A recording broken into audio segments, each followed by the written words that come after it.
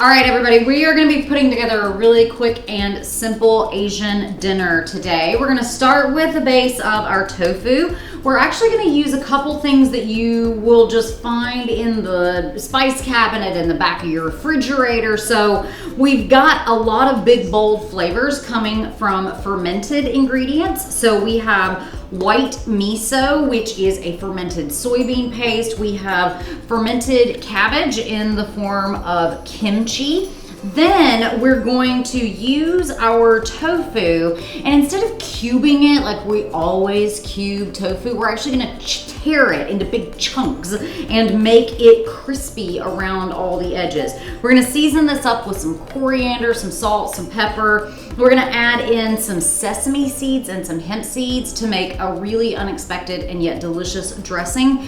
And we're gonna use all the brightness from the lemon zest to wake up just tired, roasted broccoli and green beans. So let's get dinner on the table.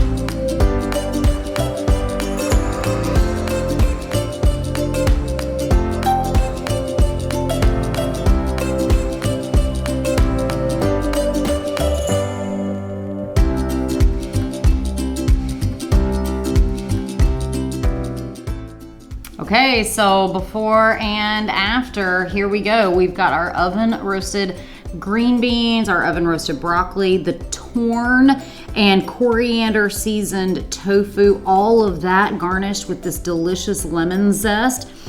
We have kimchi as well as our what is this, hemp seed and sesame miso dressing with a ton of lemon juice in it, some olive oil, some water to help loosen it up.